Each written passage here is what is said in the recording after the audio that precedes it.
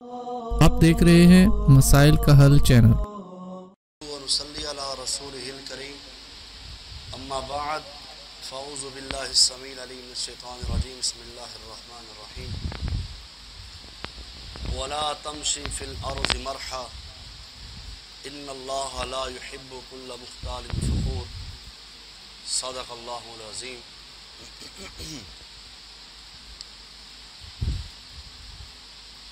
اللہ کے پاک پیغمبر صلی اللہ علیہ وسلم نے فرمایا، جو بندہ 3 کاموں سے بری ہو گیا، موت کے وقت جو بندہ 3 کاموں سے بری ہو گیا، وہ بندہ سیدھا جنت میں جائے گا۔ وہ 3 کام کون سے ہیں؟ وہ 3 اعمال کون سے ہیں جن سے بندے کو بچنا چاہیے اور جس کی وجہ سے اس کو جنت ملے؟ آقا علیہ الصلوۃ والسلام نے فرمایا، سب سے پہلے الکبر، اس کے اندر تکبر نہیں ہوگا۔ دوسرے نمبر پر والغلول، وہ امانت میں خیانت نہیں کرے گا۔ تیسرے نمبر پر والدین، اس کے اوپر قرض نہیں ہوگا۔ اگر یہ 3 کام اس سے بری ہے تو بندہ موت کے بعد سیدھا جنت میں جائے گا۔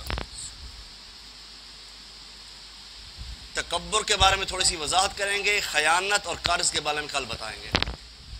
تکبر ہے کیا اور تکبر کس کو کرنا چاہیے؟ تکبر کس کو جچتا ہے؟ اللہ نے قرآن میں نہیں کہا عزیز الجبار المتکبر؟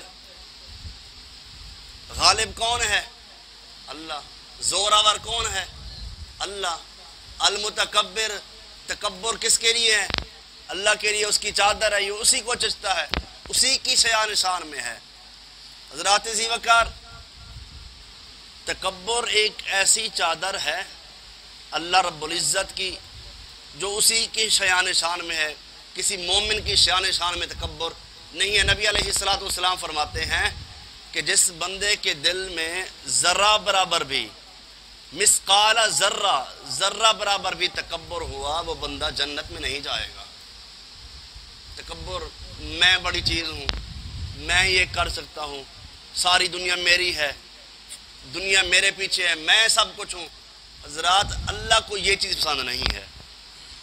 ایک شخص نے سوال کیا اللہ کے نبی صلی اللہ علیہ وسلم، ایک بندہ خوبصورت کپڑے پہنتا ہے، اچھا جوتا پہنتا ہے، کیا یہ بھی تکبر میں ہے؟ تو آقا علیہ الصلوۃ والسلام نے فرمایا، ان اللہ جمیل یحب الجمال، اللہ بھی خوبصورت ہیں اور خوبصورتی کو پسند کرتے ہیں۔ اچھا کپڑا پہننا، اچھا جوتا پہننا تکبر نہیں ہے۔ تکبر کیا ہے؟ الکبر باطر الحق و غمت الناس، تکبر یہ ہے حق بات کو جھٹلا دینا اور لوگوں کو حقیر سمجھنا کہ یہ تو کچھ نہیں ہے، یہ تو مانگنے والا ہے، مطلب ایک حقارت کی نظر سے دیکھنا کسی کو۔ اور قرآن آ جائے سامنے، حدیث آ جائے، بندہ اڑ جائے، نہیں جی میرے ابا نے یہ کہا ہے، جی میرے دادا پر دادا، میرا خاندان اسی پر چلتا آ رہا ہے، یہ ضد ہے، اسی کا نام تکبر ہے۔ تکبر اللہ کو ناپسند ہے۔ اللہ نے قرآن میں کہہ دیا نا، حکیم لقمان نے اپنے بیٹے کو نصیحت کی، ایسی نصیحت تھی اللہ کو پسند آئی، اللہ نے قرآن کے اوراق بنا دیے۔ سورہ لقمان کے اندر اللہ فرماتے ہیں وَلَا تَمْشِ فِي الْأَرْضِ مَرْحًا۔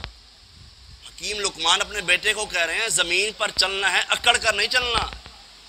کیوں؟ آج زمین کے اوپر ہے، کل زمین کے نیچے ہونا ہے۔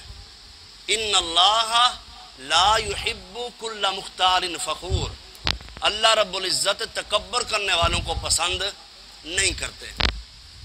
بسا اوقات ایسا ہوتا ہے ہم کھانا کھا رہے ہوتے ہیں یا چائے پی رہے ہیں یا پانی پی رہے ہیں، ہم نے الٹے ہاتھ سے پینا شروع کر دیا۔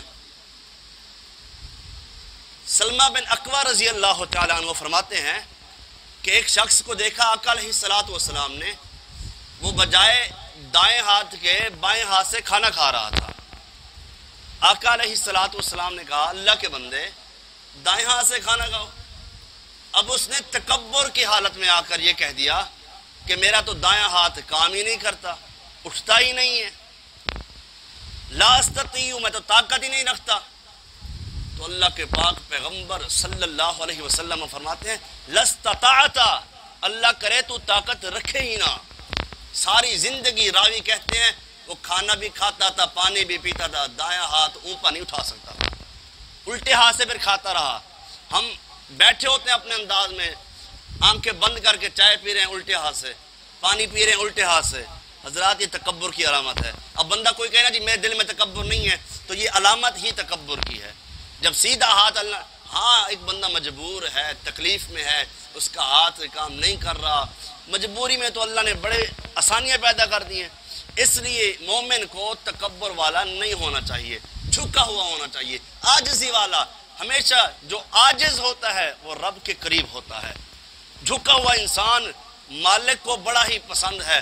اللہ رب العزت سے دعا ہے کہ رب العالمین جو سنا سنایا اس پر عمل کرنے کی توفیق عطا فرمائے. وآخر دعوانا الحمد للہ رب العالمین.